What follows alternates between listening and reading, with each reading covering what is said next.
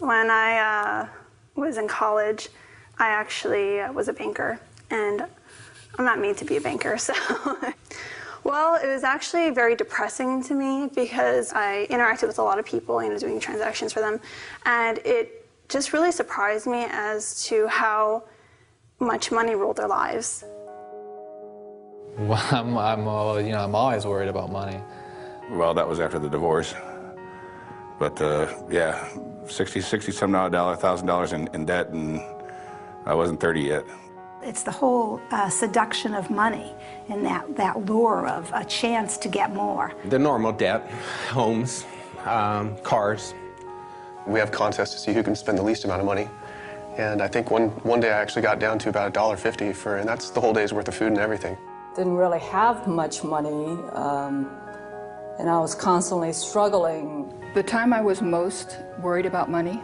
Well, right now I'm really worried about money. It was a domestic violence situation, and I was afraid that I wouldn't have the income. Wonder where your next meal is going to come from.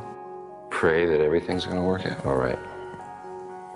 I always worry about money, whether I have enough, whether I'm spending too much. You got to make money. There's just no way around it, and you got to do what you got to do, short of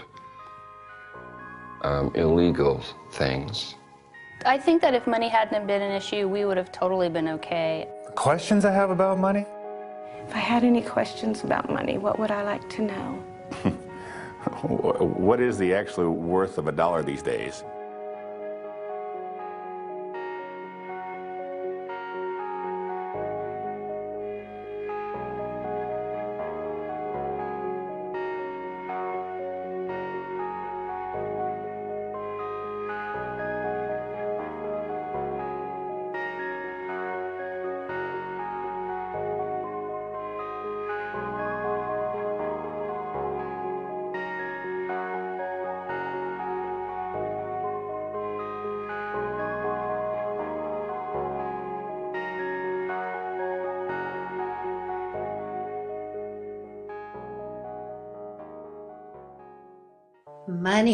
Money is the source of much anxiety, much confusion, a great deal of suffering.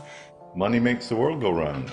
That's the one that everybody knows. Money is a tool to help people live a better quality of life. But somehow it's become the all in all. People think that money is life in itself. The standard view is that if you get richer, you get better off and you're happier. Well, it turns out not to be true. People's absolute standard of living, once they're above poverty, is pretty weakly related to happiness. I'm going to make a rough claim that about 95% of family feuds, problems, breakdowns, are about money. And I'm probably conservative. In America, to have $1 million means that you're successful. I mean, but what does that really mean? Why is that? What's so special about money? Why do we deal about money as basically the breakdown in the family? Why is it so frequent?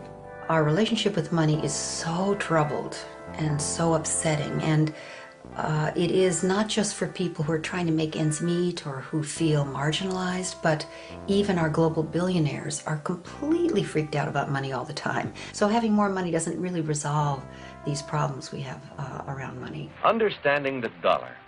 That means more than knowing what a dollar bill looks like or what a silver dollar is. For the first time, essentially the entire world, willing or not, subscribes to the same set of economic rules. The money system went global, and it began to disorder every local ecosystem and every local social system on the planet. At the bottom of all the rules is the rule that making money is always more important than anything else. We've made money more important than human life, more important than the natural world, more important than God or spirit. And on that really bed of lies, our relationship with money is resting. This is where we are today, is that the entire apparatus of assumptions underlying economics are simply wrong. So, why do we allow societies to be run with this malfunctioning source code? Part of the difficulty is that very few people think about what money is, where it comes from, how it is created, and how it is controlled. Well, remember, there has been 150 years of very intense propaganda and indoctrination to try to drive these ideas out of people's heads. If we could unpack all of this mystification, we probably find that economics was made so complicated in order to mystify people, you know, so they could not really figure it all out. If everybody knew the full facts about how money is issued, how it's put into circulation, who is issuing it, how they have power and control over the economy and over individuals' lives, I think there'd be a lot of very unhappy people around. It's often been said that money moves the world, or money is the engine of the world, or money makes the world go round, but in more accuracy, money stops the world from going. I'm afraid that's more than I care to spend. Money doesn't facilitate. In its current form, it inhibits transaction and trading. Money is the one thing that is required for economic exchange. It is the Khyber Pass, if you will. It's the channel through which every transaction must go in order to be completed. We live today by exchanging goods and services with one another, and money is the medium that we use to do that. So money actually becomes the controlling element in economics. Those who control money control everything. Out of the simple barter of primitive people, spearheads became one of the first articles used as money. Shells have also served as money. Wampum was used by the American Indians. And hundreds of other articles have been money to various people at various times. Money is not a creature of the state. It didn't require any king or prince to invent money. Rather, money and monetary trade were products of spontaneous order. Well, put yourself in a barter situation where you come to market with some good and try to trade it directly for the good you want to go home and consume. So if you come to market with asparagus and you want to go home with plaid shirts, you have to find somebody who is not only selling plaid shirts but wants to be paid in asparagus. But of course, the problem is you often can't find a trading partner who has the goods you want and wants the goods you have. An alternative is to think, well, what does this guy selling plaid shirts want? So what people do is they consider trading not necessarily for what they ultimately desire, but for other intermediate goods that they think may be more readily traded for what they ultimately desire. And at first, different people are experimenting with different indirect exchange strategies. So somebody may trade for salt, somebody else may be using nails, third person may be using barley.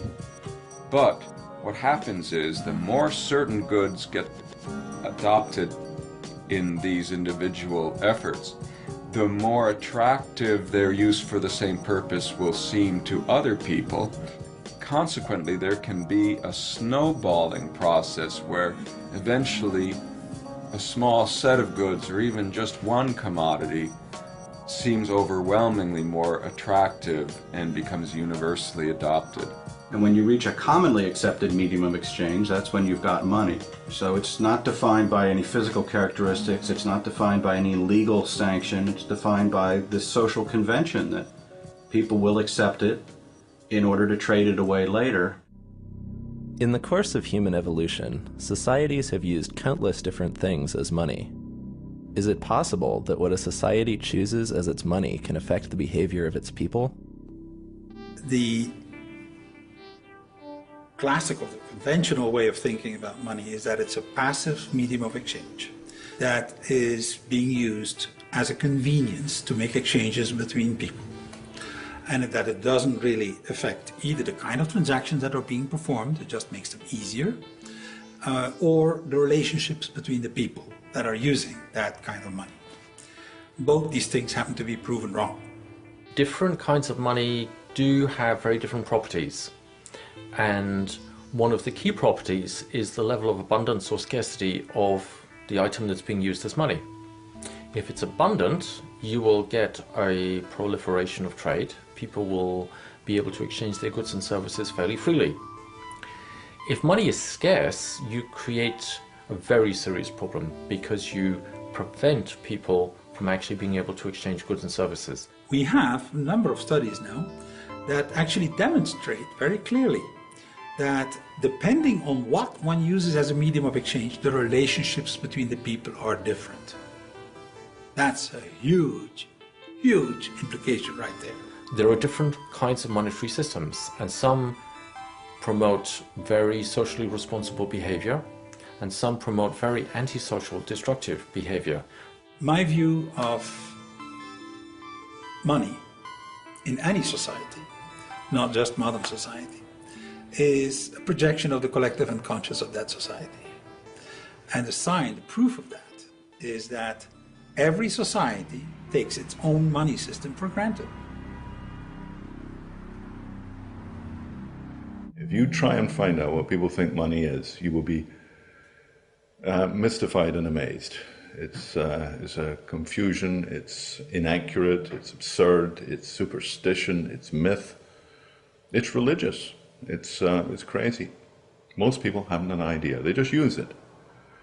Perhaps it'd be more accurate to say it uses them. In fact, it's impossible for the human mind to grasp the total amount of money that has been required to build the America we know today. Where then does all this money come from? Now we're getting to the point that is news. Most people have no idea where money comes from. A lot of people believe that it's the governments that create the money. I'm not sure of the exact authority under which more money is released. I know the executive has some power over it. You know, as long as when I cash my paycheck, it's there. That's all I'm really worried about anymore. It comes from a big factory. Okay. They make it?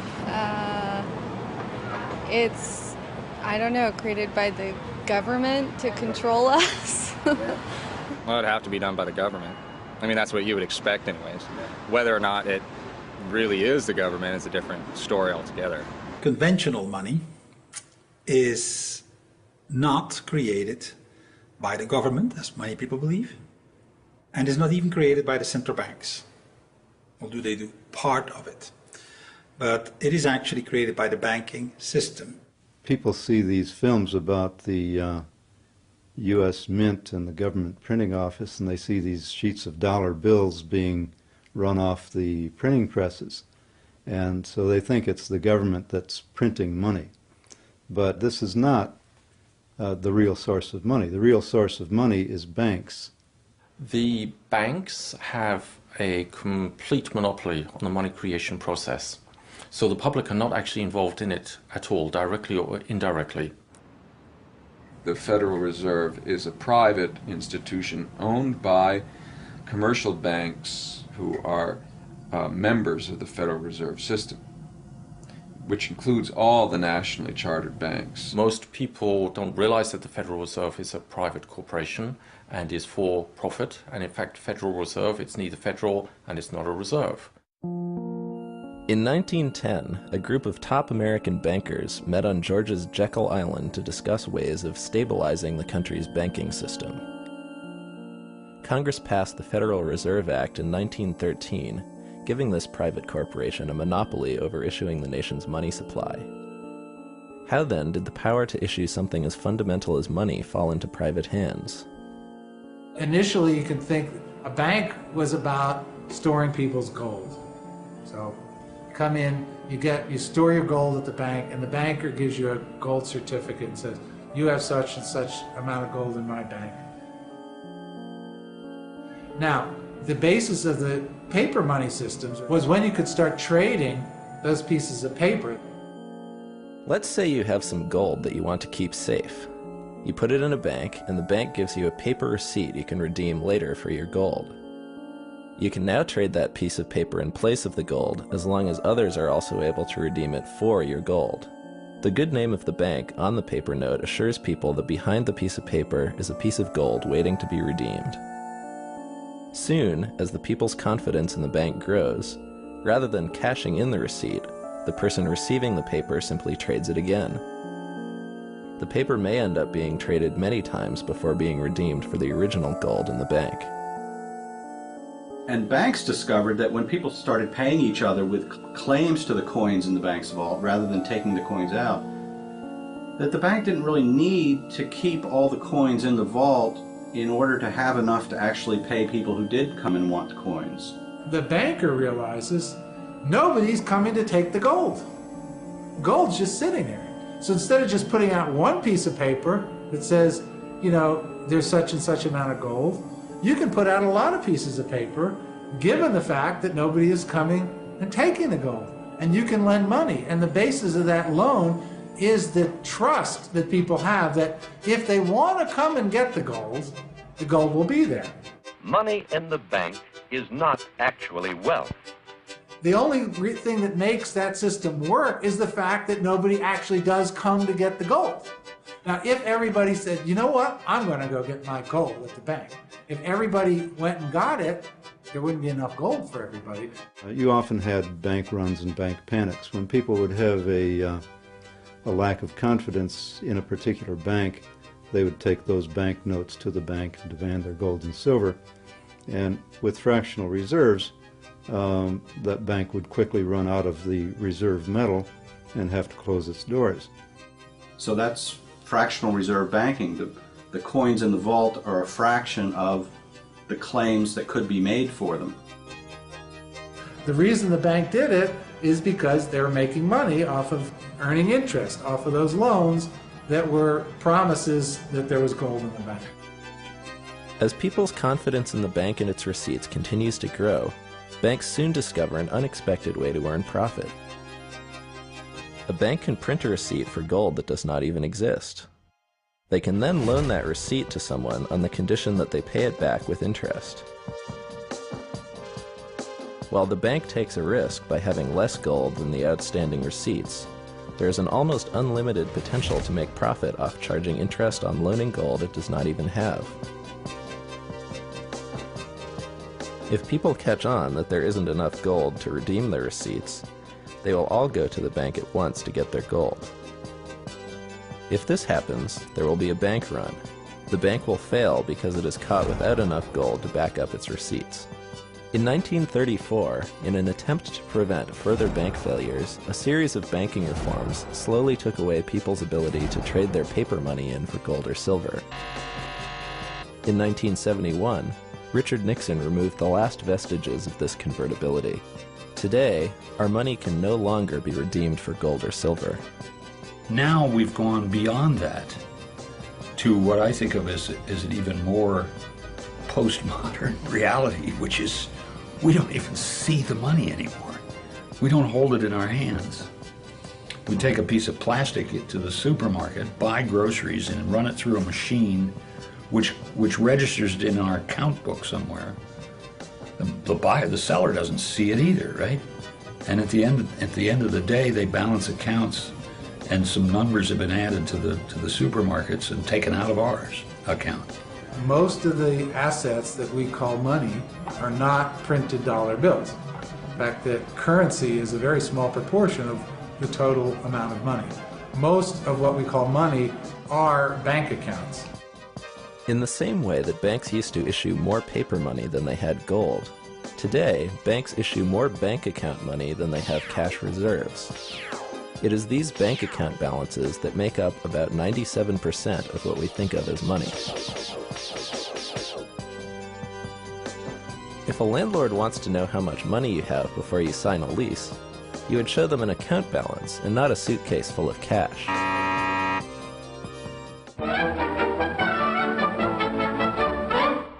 Most economic textbooks never say what money is. They just say what money does. They describe money by its functions. They talk about things like medium of exchange, standard of value, store of value, or the classical ones. These are all things that money does. Money lives in a different space, in fact. It's an agreement. A lot of people think money is something that's tangible, real, and that you can pick up and handle. That actually isn't so. Money is basically an idea, And it's an idea that you owe someone something or someone owes something to you. And that idea can be symbolized by an account, where your account goes up and mine goes down, or vice versa. Or it can be symbolized by an exchange of paper currency, or an exchange of coin, whether it's gold, silver, or copper, or whatever. But those are all symbols. It's not actually money. Another misconception that people have about money is that money is a thing. But in today's world, money is simply credit, which means it's an information system. And the question is, what kind of information does it convey? It's information about claims against the economic output. You have a bank account that says you have $1 million. You know, it's nice to say I have $1 million, but what really makes it nice is that you can buy $1 million worth of things that you want to buy. So if money is nothing more than information about what we owe each other, how does the money we use every day get created? Money is created through a process of bank loans. People, companies, governments going to the banking system and borrowing money. So every dollar, every national currency you've ever seen is someone's debt. For every new dollar created in the monetary system, you have a corresponding debt. That works both for the Federal Reserve dollars themselves and for the bank deposit dollars that are based on them. Money is issued whenever someone takes out a loan from the bank. So if I walk into a bank and I want to borrow $500,000 to start a business, and I've got a good business plan and I've got customers, then the bank, assuming they agree, will give me $500,000 to start my business. There is your money, and this is your payment book. Thank you. Now, most people, if you ask them, will say, well, that $500,000 comes from somewhere else. It comes from someone else's savings. It comes from investments. That's actually not true. When I say money is issued as debt, I mean they don't get that money from anywhere. They actually create it out of thin air and create a credit in my bank account, and poof, there it is. John Kenneth Galbraith, in his book Money, Whence It Came, Where It Went, says this. He says, "The process by which money is created is so simple that the mind is repelled."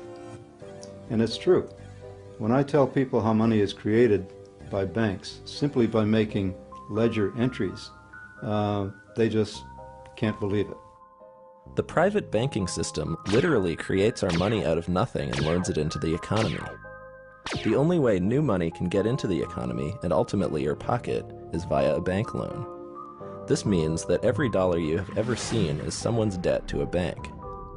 The simple fact is, and it's an uncomfortable fact for many people to realize, that if all the debts were repaid, then all the money supply would simply disappear. There would be no money.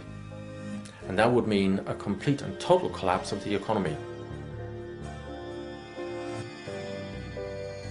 If everybody were to reimburse their debts, if that were possible, that everybody does reimburse their debts, there wouldn't be any money left.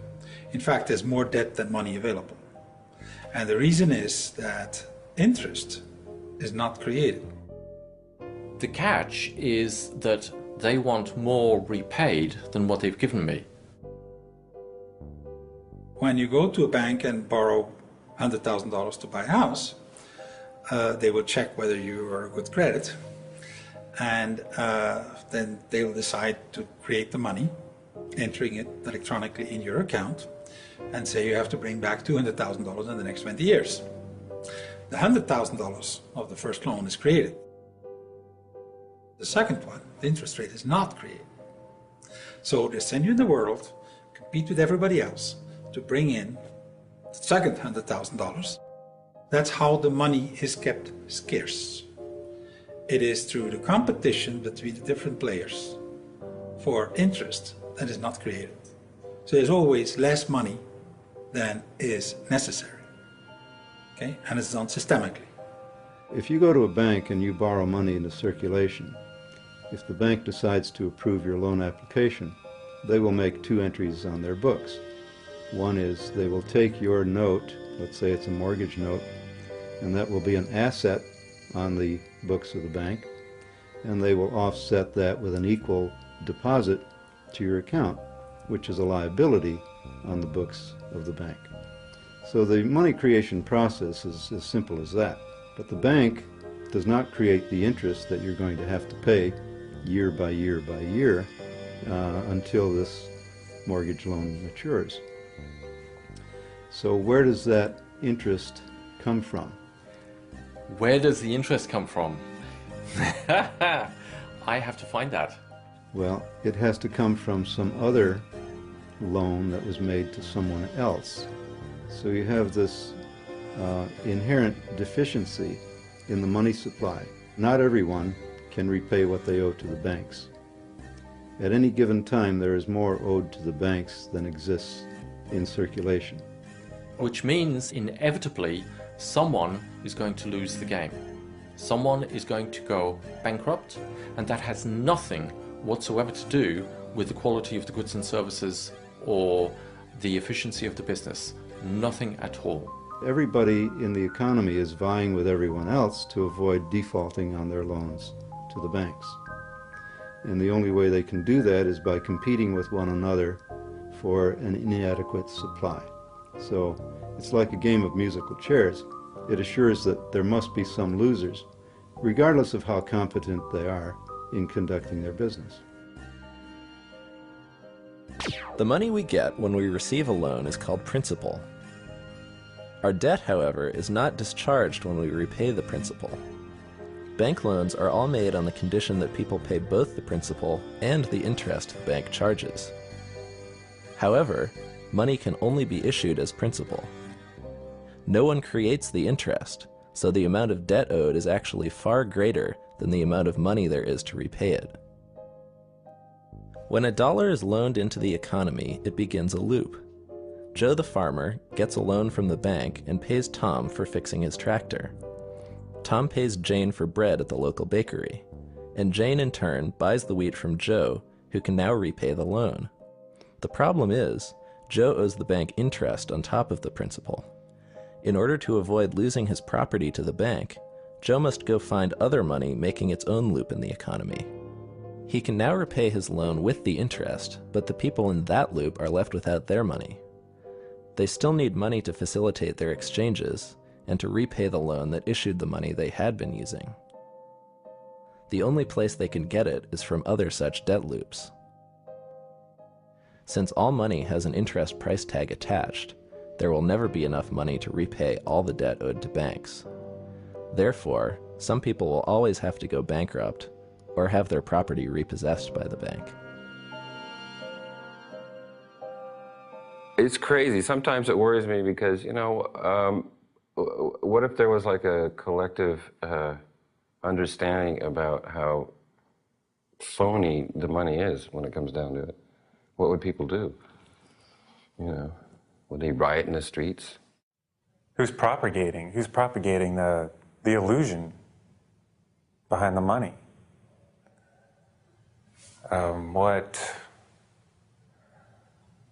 That just pisses me off, actually.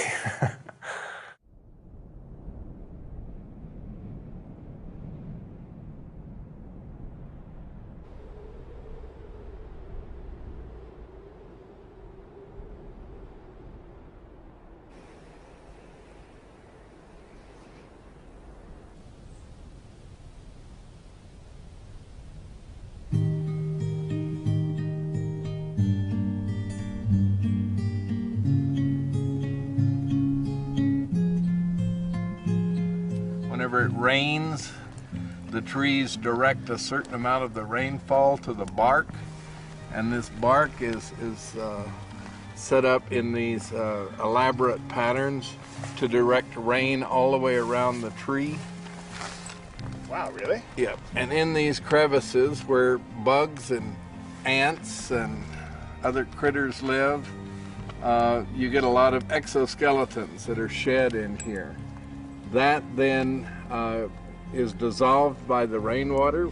It runs down and it carries the phosphate from the bugs and the manure of bugs down into this.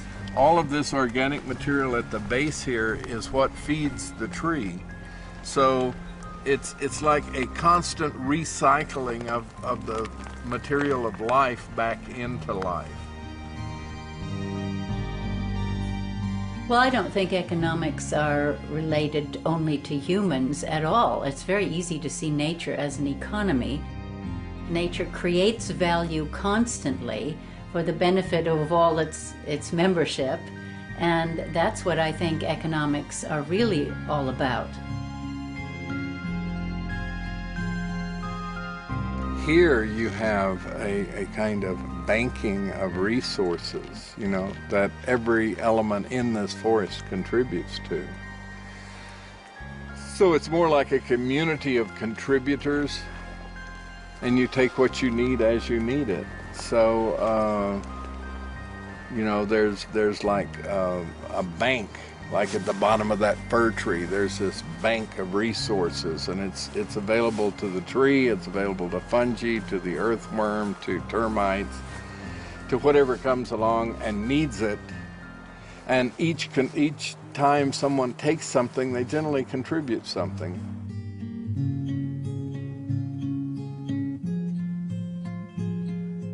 There isn't that kind of profit motive or interest or any of that in natural systems.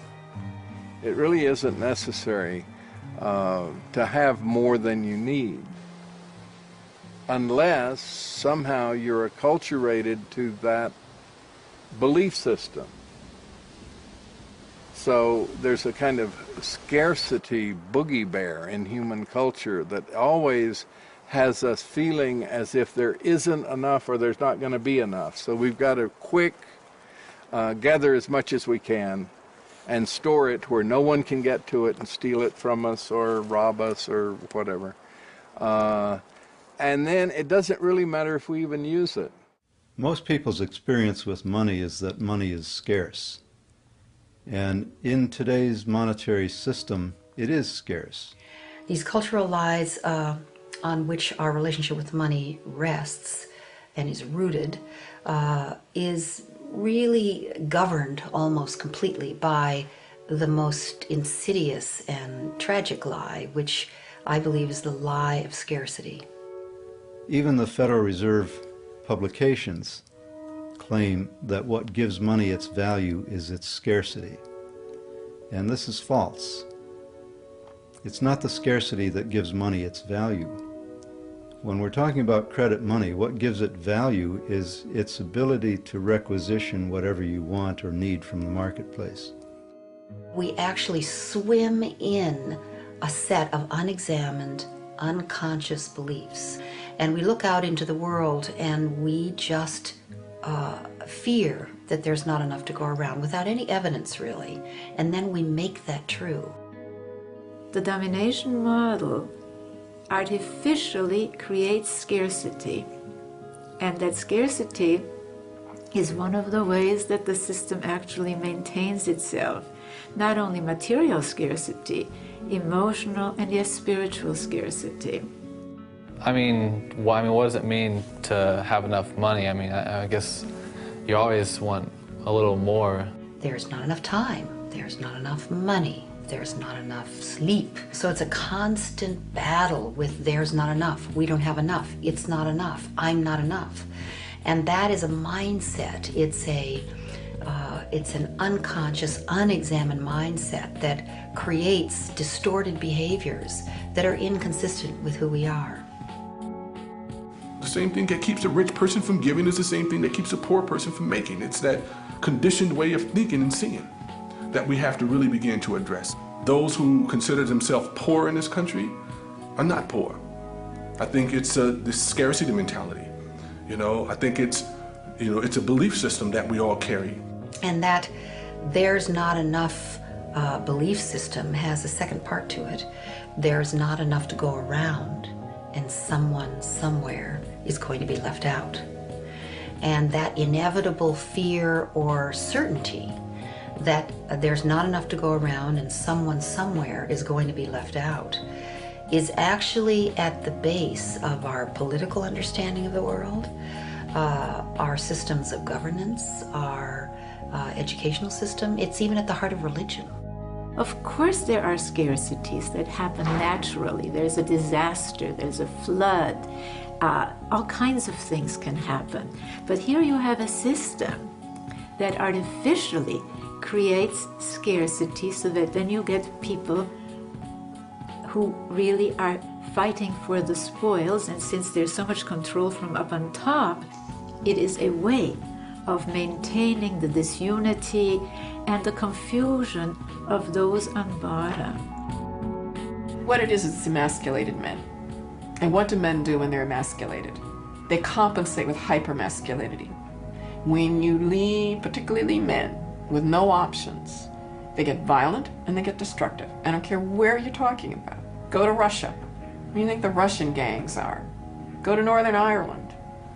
Go anywhere in the world. These devastating dynamics are engineered. So our experience of money as being scarce is an artifact of the money system. In a properly run monetary system, there will be no scarcity of money. There's not enough to go around and someone somewhere is always going to be left out gives us this very difficult and unfortunate permission to leave people out. Because if someone's always going to be left out, then it's your job and my job to accumulate more than we possibly could ever use or need to distance ourselves from ever being one of those poor people who gets left out.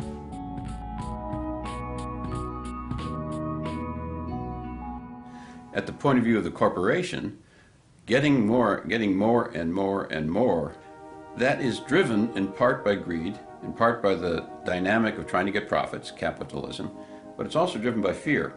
Because if you don't do it, if you can't expand faster than the next corporation, they will get research money, and they will get marketing money, and they will beat you and may drive you out of the game. You're not quite as efficient in this plant as you ought to be by our calculations. This is the banker speaking.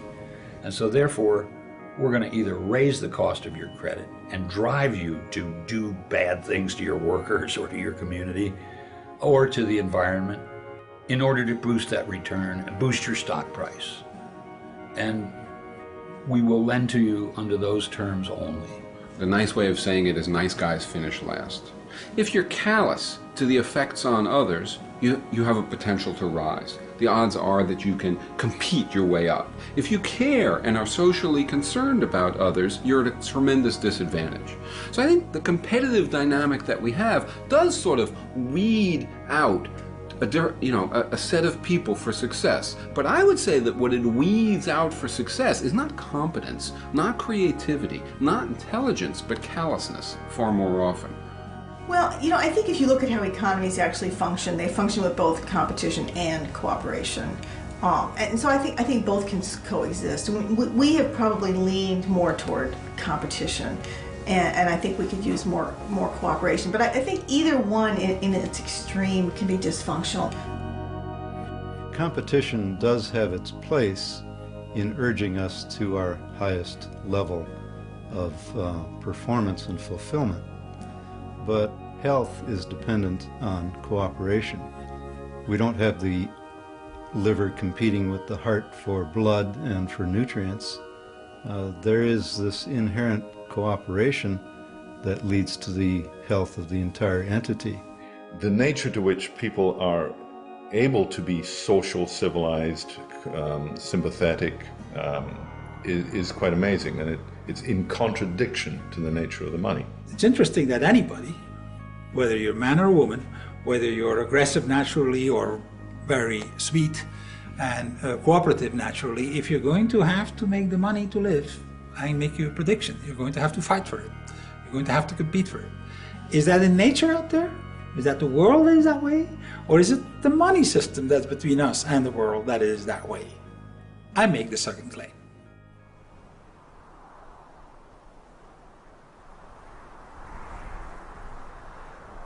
A lot of diversity here.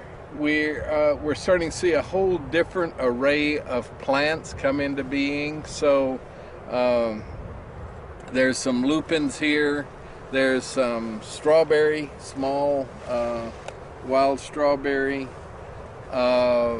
This broom with the yellow blooms on it. This is a nitrogen fixer and is stabilizing these slopes.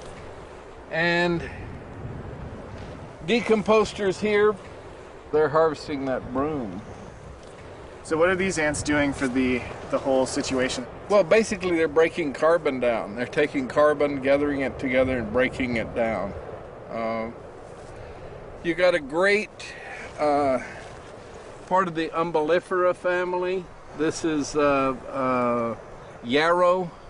They're deep-rooted, so they bring a lot of minerals up from the parent material. They go below this sand and dig into more than silica to bring up things to the surface that'll nourish these other plants. So you've got a lot of complexity here. A lot of plants cooperating with each other to try and create an ecosystem that stabilizes this shifting sand surface here. Ecosystems are based much more on cooperation than they are on competition. We tend to deify cutthroat competition. And there is some competition in nature, but there's much more cooperation. Species move from competition to cooperation because they discover the economic value of cooperating. It is cheaper, more efficient. All you have to do is look at our Pentagon budget and see that a tiny fraction of it would really develop countries that we've been leveling instead. Very much more cost effective to make friends of them than it is to keep them as enemies.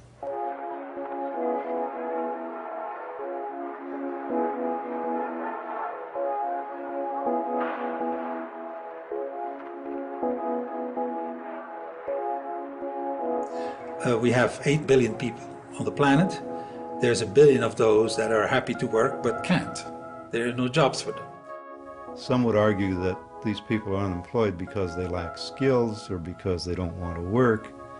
And that may be true in a few cases, but in the vast majority, that's not the reason why they're impoverished. The reason why they're impoverished is because you have this scarcity of money. The first question I asked is, am I going to be stuck being a janitor forever?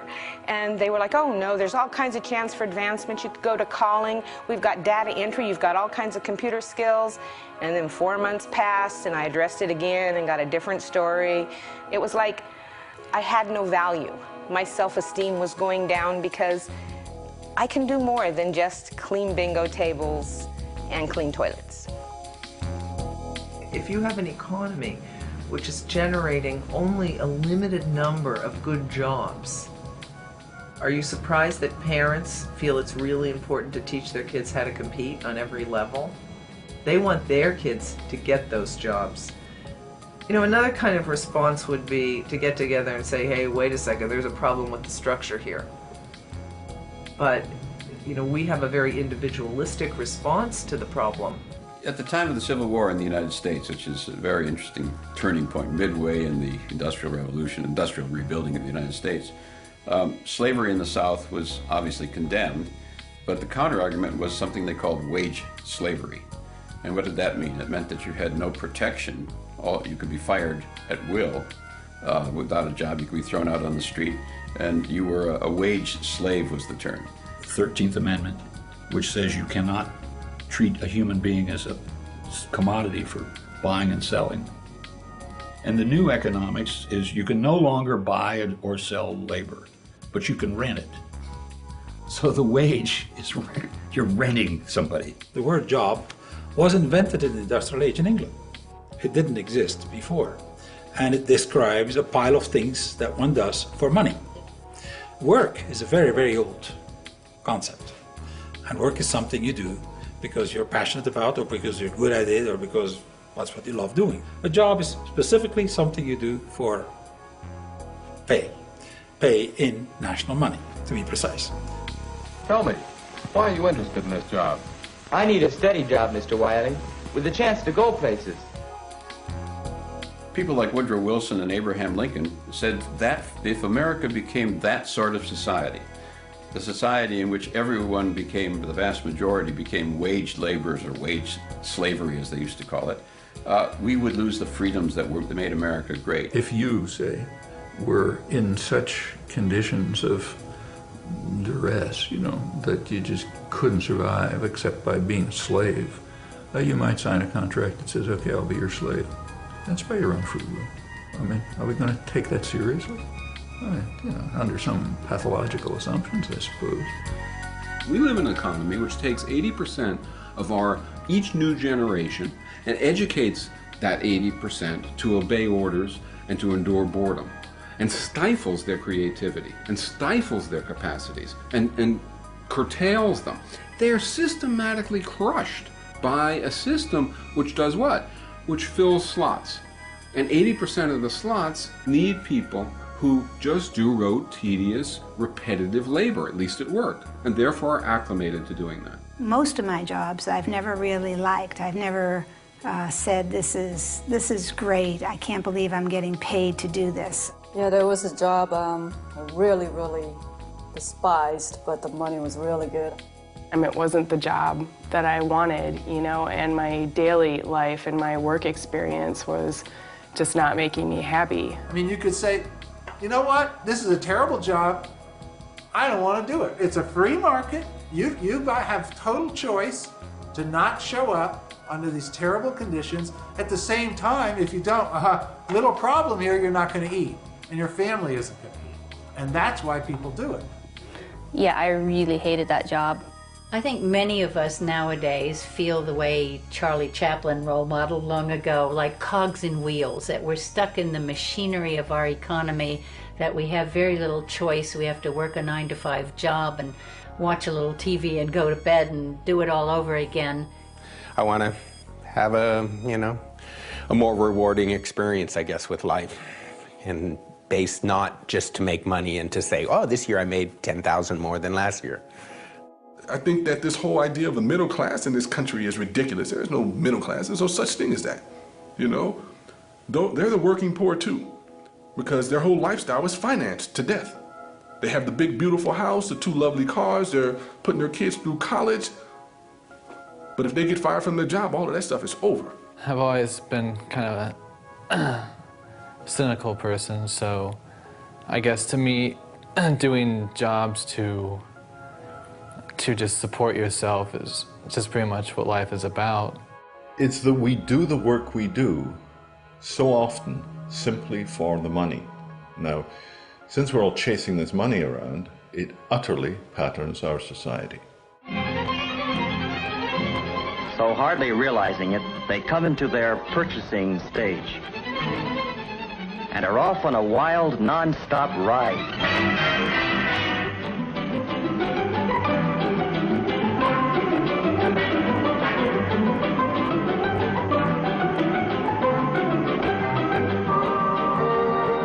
It's a happy-go-spending world, reflected in the windows of the suburban shopping centers where they go to buy. I claim there's enough work in the world for everybody, forever. But if you start to have to pay for it with a national money that's scarce, that's making it work into a job, that is going to be another question, because someone has to borrow that money in order to pay you. As we get rid of more and more and more jobs, we may have to get to a point where we redefine the meaning of work. And you're going to have to find other ways for people to support themselves. Work, there's an infinity of things we can do. We can make every city, every garden, every house a paradise. There's an infinity amount of things to be done to reach there. Don't expect to be paid for it in national money.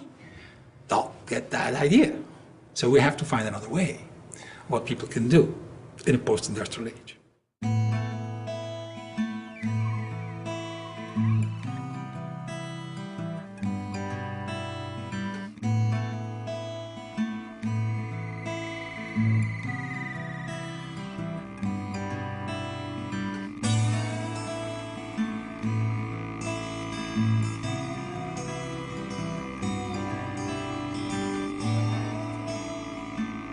One of the things about local currency, I think that a lot of people are embracing it because they're starting to understand more about our federal economic system. Federal reserve notes don't necessarily serve the best interest of local communities, and local currency can help tip the scales back into that mindset. For some people, if they have river hours and they don't have federal money, we felt like, well, that's fine, we will take them. And it works for us because we have employees here who are willing to be paid in river hours. My name is Mark England, and I'm a registered nurse, and I'm the Director of Clinical Services here at La Clinica. We're not a free clinic, we expect payment, but we also work with people because we understand that people also need to buy food and shelter and other things to keep themselves alive as well. We don't seek to replace federal money in our communities at all. We are hoping to facilitate more exchange beyond what's possible with federal dollars. It's another kind of faith and another kind of currency, and it's faith in your neighbors, it's faith in local business, it's faith in your region and what it can offer you, and that there is true wealth there to be had.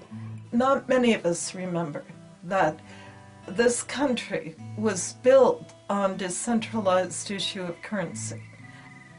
By and large, what it meant was that the various regions of the United States could develop in a decentralized way according to the resources and the skills that they had in that region. And that's what created the great diversity and economic wealth of this country. Complementary currency, in my definition, is an agreement in a community to use something, just about anything that they can agree on, as a medium of exchange. That's other than national conventional money. The first thing that one has to understand about complementary currencies is that there are as many different rules that you can want to invent. In national money, there's only one. Okay, that's basically the same worldwide. In complementary currencies, different communities agree on different rules. It is complementary because they do not replace national money.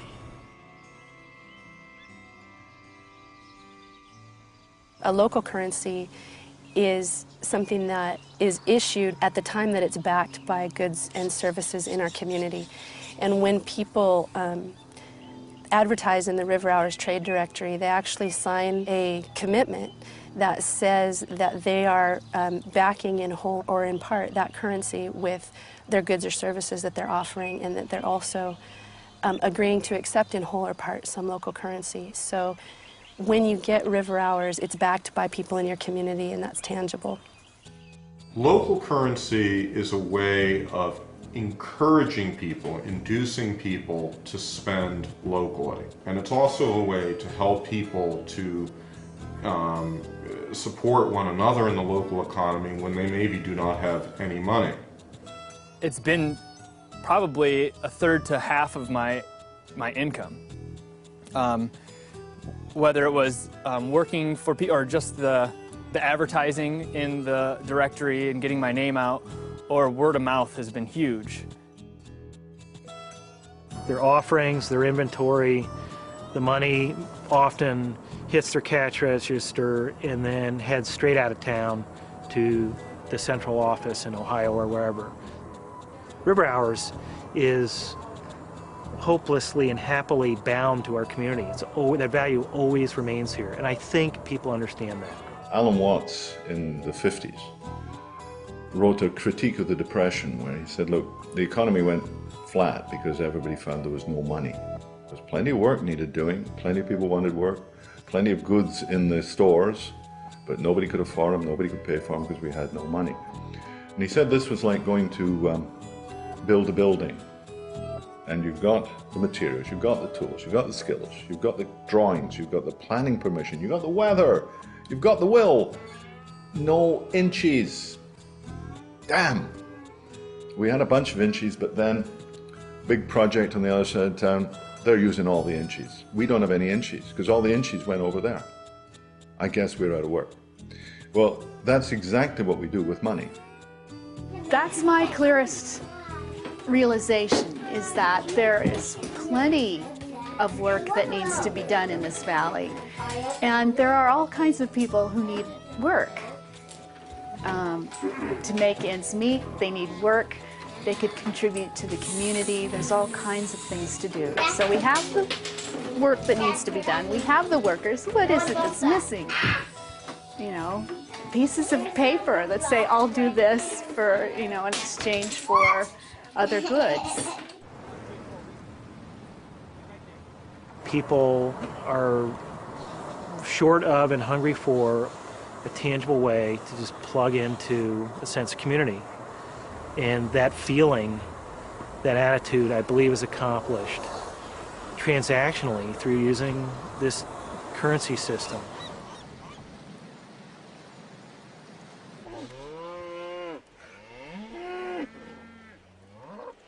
Once they get the concept that, you know, we can spend the money here and it stays here and it helps out our school system and our children and our future and everything, people really get a hold of it again. And the river hours and all that, that's all stuff that we need to keep working hard at. I think it's exciting. I think River Hours isn't going anywhere. You know, I think it's only going to continue to bring people together and to get people talking.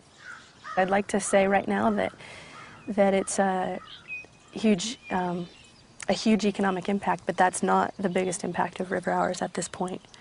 The biggest impact is people starting to shift into recognizing and realizing that local communities can become more self-sufficient in every way.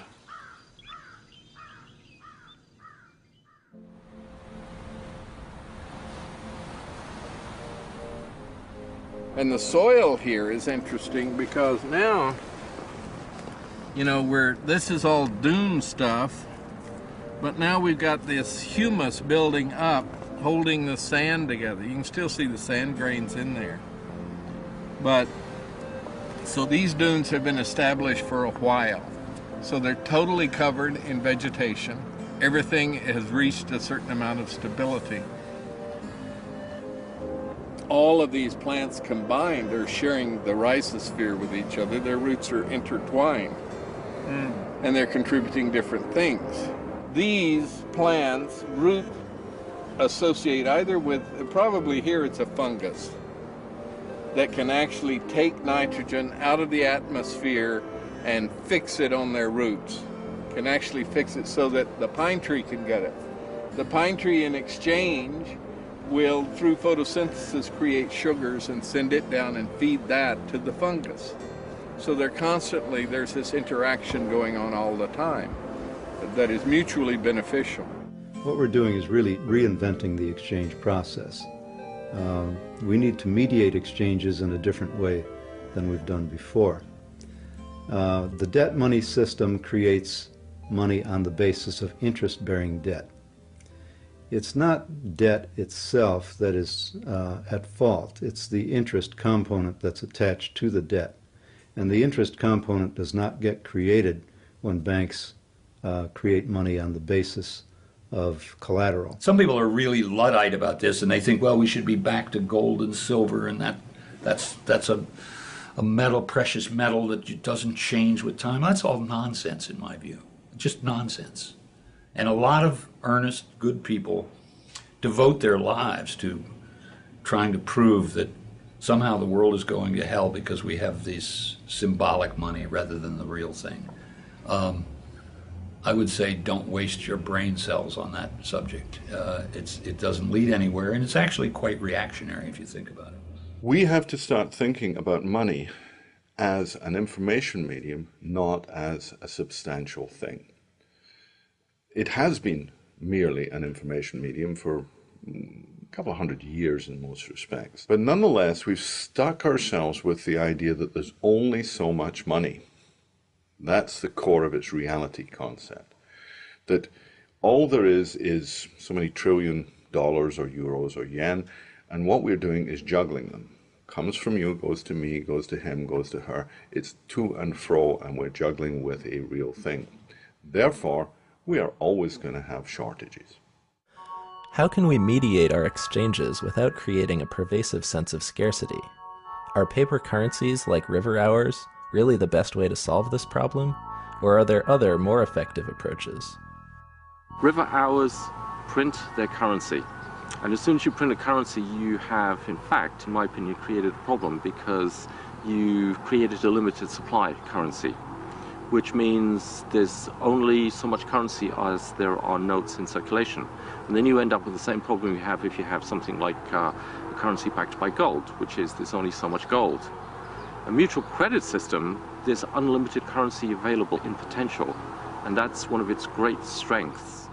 In a mutual credit system, each person has an account, and at some times your account may be positive, at other times your account may be negative. Now, it's this allowance for a negative balance that is the fundamental feature of a credit clearing system. This negative balance represents credit that's been extended to you by the rest of the community. My name is Francis Ailey. I'm the president of Fourth Corner Exchange. We are a mutual time exchange, mutual credit exchange system. We have over, as of today, 650 members, and about 400 of those are in Bellingham. I'm Jean Brecken. I offer reading out loud, singing, playing the piano, word processing, writing, and office work. Hi, I'm Lynette Allen, and I'm offering websites, design and development. One of my favorites is I have this great apple tree, so I have a lot of apples that I have sold for time dollars and changed a 4-year-old's concept of where apples come from. And don't come from the store, they come from a tree, and Grandma was very happy that he learned that. In a case of mutual credit systems, the rule is, the game is, I do something for you, I get a credit, you have a debit. The sum of our two is 0. So, in other words, net, we've done nothing. But I have a credit and you have a debit. I, as a seller, may allocate to you some good or service that you need at the time. I get a credit to my account, you get a debit to your account. Your debit means that you owe something to the community of traders in our credit clearing circle. My credit balance means that the circle owes something to me. I've really been enjoying a lot of things. Chicken soup from my friend Mary Stanton. I buy the chickens and she makes the soup. It's wonderful. With my credits, I can go and get the cookies of my neighbor, and you can work in her garden to pay for your debit. We've created a currency between the 4 of us. Try that to do with dollars. It doesn't work that way, does it? I need to go and borrow it, or I need to earn it, competing with everybody else to get it. Okay? In this game, we created ourselves. In a mutual credit system, everyone has an account. This account can go positive and it can go negative. When Bob repairs Andrew's hotel, Bob receives a credit and Andrew receives a debit. Bob can then use that credit to buy catering from Christine. Andrew works off his debit by providing lodging for Daniel. When Daniel does dental work for Christine, the credit and debit are cleared. No hard cash was needed, and everyone gained something in the transaction. It's like this network. It provides more security for me, just knowing that I'm part of Fourth Corner Exchange. And for instance, during the winter, part of my fence blew down in a storm, and I was able to find somebody, a carpenter, who came up all the way from Mount Vernon and put that fence up for me within a few days. Over the long run, we expect that each person is going to put in as much as they take out and take out as much as they put in. But we allow these temporary imbalances in order to facilitate this exchange process. This is the fundamental function of money. As more people join the mutual credit clearing circle, this process can become more dynamic. Ultimately, no matter how big the circle gets, the value people contribute should remain equal to the value they take out. This is money created not by a hierarchy, but it's a medium of exchange that's created between us. Okay? We create the medium of exchange. Second, there's no interest. Okay? Third, it's not scarce. When you start trading in fourth corner exchange, many people talk about experiencing shift in consciousness. There's not a scarcity of that currency, so there's much less competition. So you end up with a completely different experience, and people talk about how cooperative, supportive. People are really concerned about your well-being.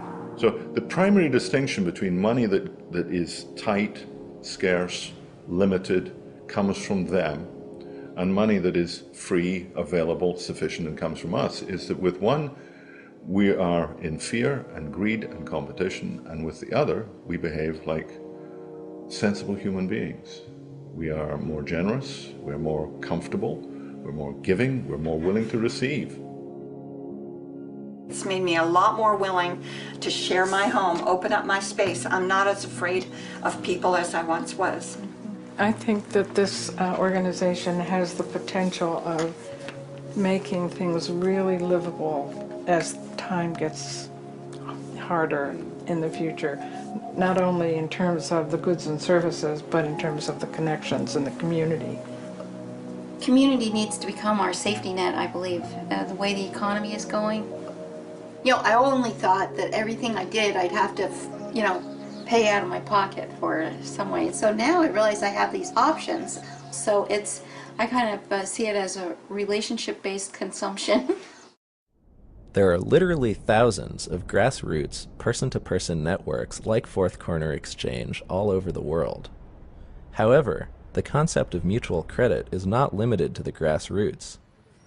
Mutual credit has also been successfully applied in mainstream business. The commercial barter industry now oversees $30 billion a year in trade. 240,000 businesses in the US alone participate in a barter system. These networks use mutual credit to help businesses make better use of their capacity while saving on their cash expenditures. Well, my name's Dave Wallach. Been involved in the commercial barter business as a member since 1972. I started my own enterprise in 1979. A company called American Trade Association here in the Bay Area. Well, it's actually a process. It's a business process. Simply put, it makes saleable what is unsold, wasted, and ignored in our economy. But in my opinion, there's always an empty table in a restaurant, just like there's always an empty room in a hotel, so you need to fill it. And if you fill it by trade, I look at it just like, you know, it was cash, because you're going to order a nice dinner, a nice bottle of wine, and I'm going to spend that. Just that, you know, if it was a good ad somewhere or a taxi top or whatever it was. John's Grill became famous when it was a setting in the novel by Dashiell Hammett, which was The Maltese Falcon. So John's Grill has been in business since 1908. My name is Kaz. That's my nickname. My real name is Richard Kazmaier. I've been in the wine business about 20 years. I was the first organic grower of grapes up here in Sonoma Valley. And we're in the town of Kenwood. And I've been using barter for almost 15 years. Excess capacity in business, simply put, is business that they could do but are not doing. One example would be like a printer. And his capacities are press time. So he's got these presses that he's paid a lot of money for. They're sitting on the floor, and they're running half the time. He's making a profit doing that. But they're only running half the time. That means he's got a 50% excess capacity. All right, this is Club Sportiva. We're a luxury car share club, and as you can see behind me here, we've got some really exciting cars. At Club Sportiva, our members have access to drive the cars, so it's like a timeshare for sports cars.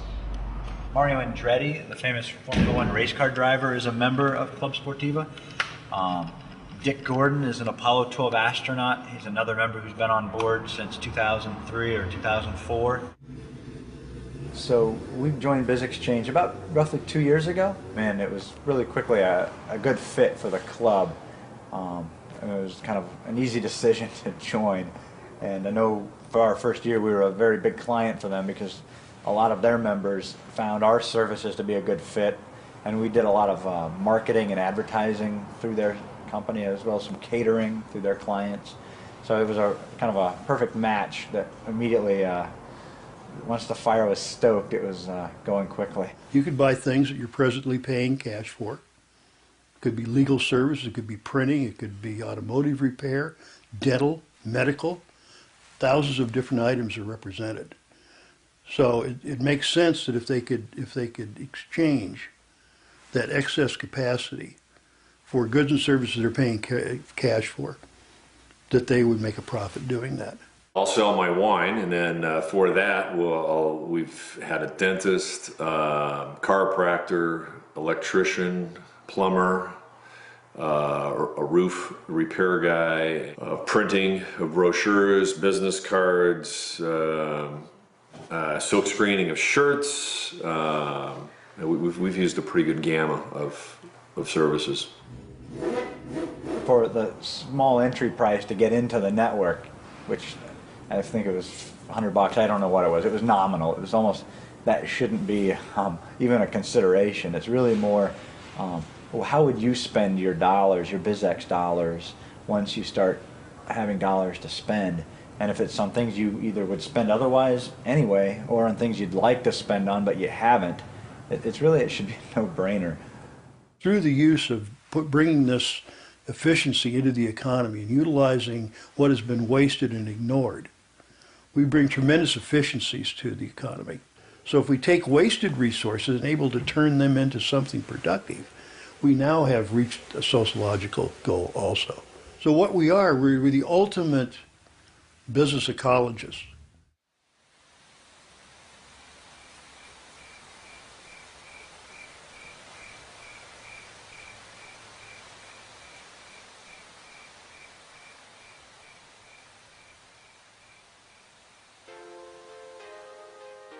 You can't even begin to talk about how do we think like an ecosystem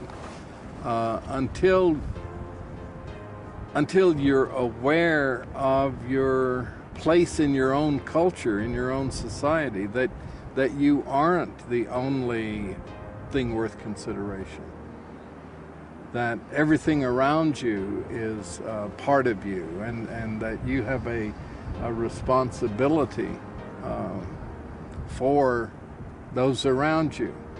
And in order to be aware of your place, you have to look at the place and understand the place, right? And it's, Earth, planet Earth.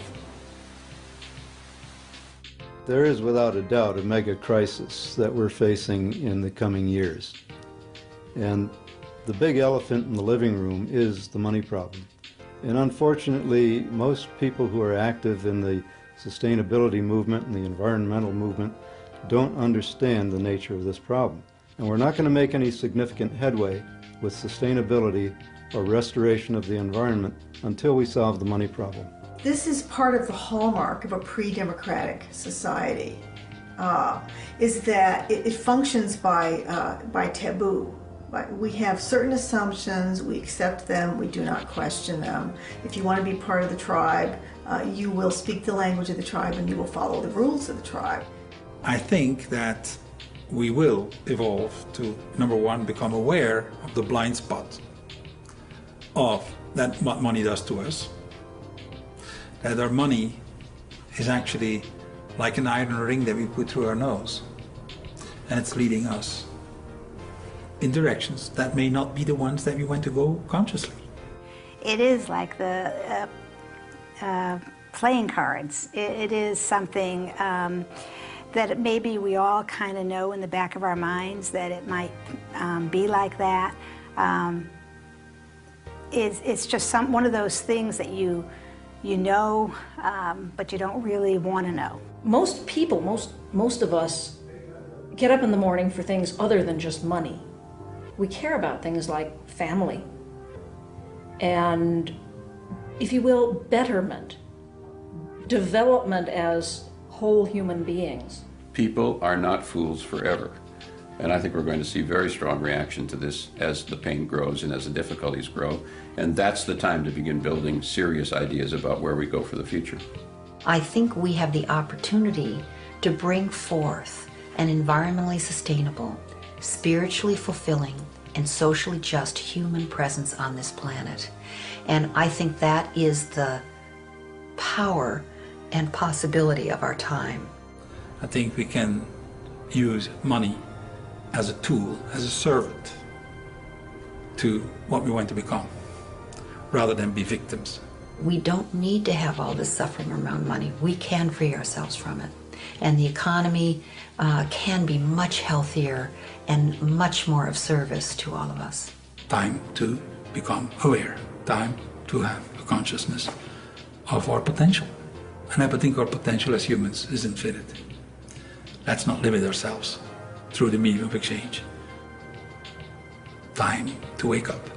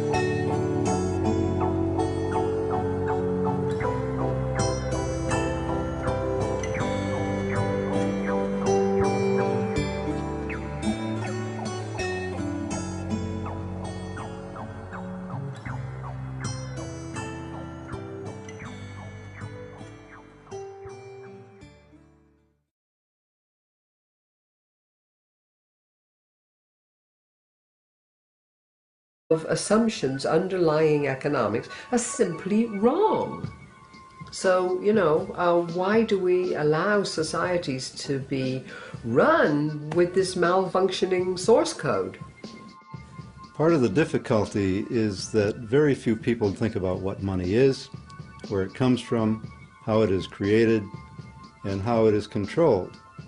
Well, remember, there has been 150 years of very intense propaganda and indoctrination to try to drive these ideas out of people's heads. If we could unpack all of this mystification, we'd probably find that economics was made so complicated in order to mystify people, you know, so they could not really figure it all out. If everybody knew the full facts about how money is issued, how it's put into circulation, who is issuing it, how they have power and control over the economy and over individuals' lives, I think there'd be a lot of very unhappy people around.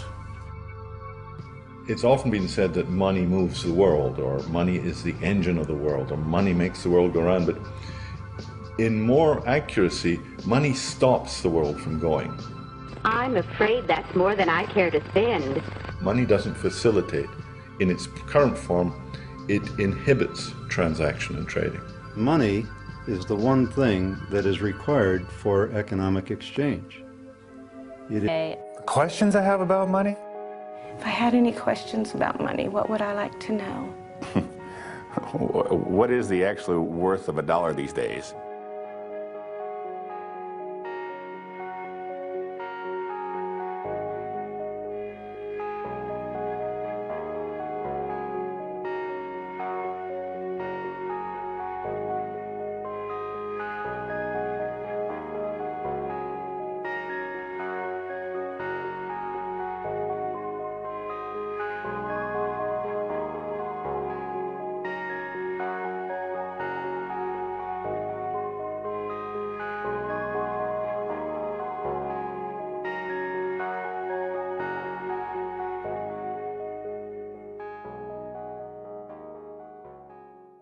Money. Money is the source of much anxiety, much confusion, a great deal of suffering. Money makes the world go round. That's the one that everybody knows. Money is a tool to help people live a better quality of life. But somehow it's become the all in all. People think that money is life in itself. The standard view is that if you get richer, you get better off and you're happier. Well, it turns out not to be true. People's absolute standard of living, once they're above poverty, is pretty weakly related to happiness. I'm going to make a rough claim that about 95% of family feuds, problems, breakdowns, are about money. And I'm probably conservative. In America, you know, to have $1 million means that you're successful. I mean, but what does that really mean? Why is that? What's so special about money? Why do we deal about money as basically the breakdown in the family? Why is it so frequent? Our relationship with money is so troubled and so upsetting, and it is not just for people who are trying to make ends meet or who feel marginalized, but even our global billionaires are completely freaked out about money all the time. So having more money doesn't really resolve these problems we have around money. Understanding the dollar. That means more than knowing what a dollar bill looks like or what a silver dollar is. For the first time, essentially the entire world, willing or not, subscribes to the same set of economic rules. The money system went global, and it began to disorder every local ecosystem and every local social system on the planet. At the bottom of all the rules is the rule that making money is always more important than anything else. We've made money more important than human life, more important than the natural world, more important than God or spirit. And on that really bed of lies, our relationship with money is resting.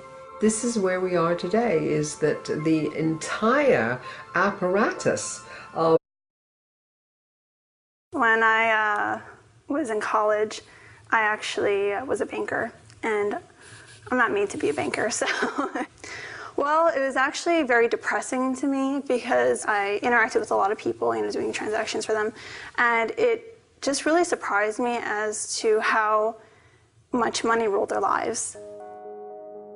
Well, I'm always worried about money. Well, that was after the divorce. But yeah, $60 some odd $1,000 in debt, and I wasn't 30 yet. It's the whole seduction of money and that lure of a chance to get more. The normal debt, homes, cars. We have contests to see who can spend the least amount of money. And I think one day I actually got down to about $1.50 and that's the whole day's worth of food and everything. Didn't really have much money, and I was constantly struggling. The time I was most worried about money?